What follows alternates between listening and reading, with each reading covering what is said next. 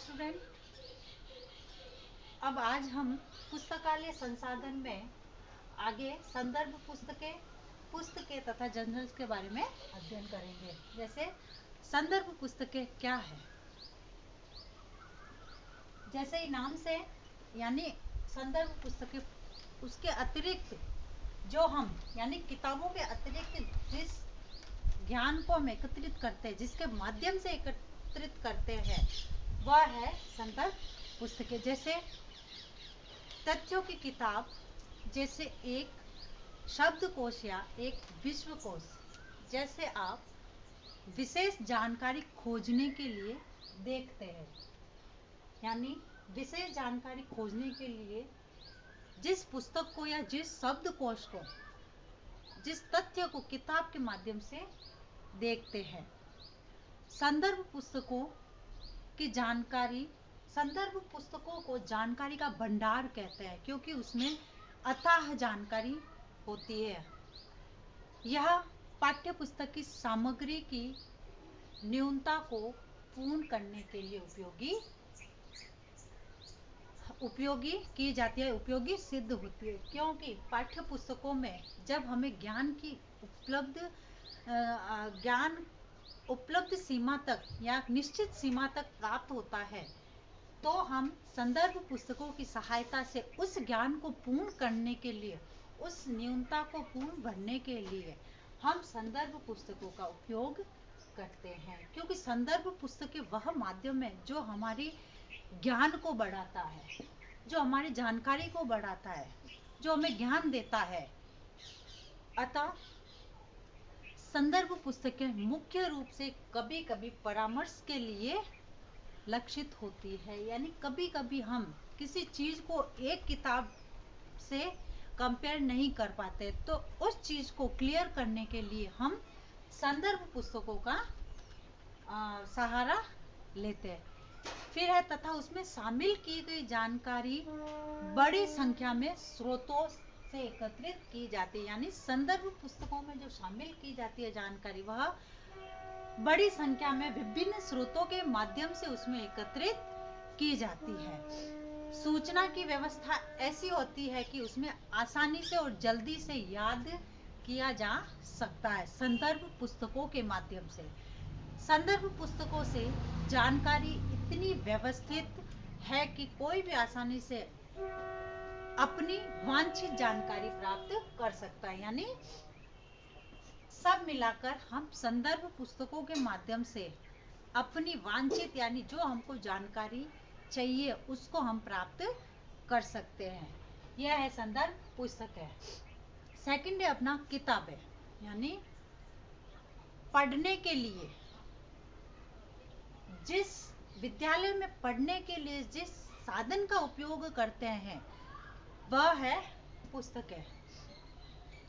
अतः सामाजिक विज्ञान शिक्षण में ज्ञान का द्वार खोलने का कार्य किताबें करती है। पुस्तकों के बिना आज का शिक्षण अधूरा माना जाता है, क्योंकि जहाँ शिक्षण होगा वहाँ पुस्तकें अनिवार्य रूप से होगी। तथा भारतीय विद्यालयों में तो इनको एक महत्वपूर्ण अंग माना जाता है। किंतु कुछ विद्वान है, जैसे जॉन ड्यू है, पेस्टोलॉजी है, फोबेल है, रूसो है, इन सब विचारकों का मत है कि पुस्तकें तथा परंपरागत जो विद्या चली आ रही है प्राचीन समय से, उनको छोड़कर नवीन विद्या यानी क्रियात्मक विधियों को स्थान दिया जाना चाहिए पुस्तकों में, और उसके आधार पर हमें शिक्षण कार्य करवाना चाहिए। किंतु कुछ शोधों के अनुसार कुछ परिणामों के आधार पर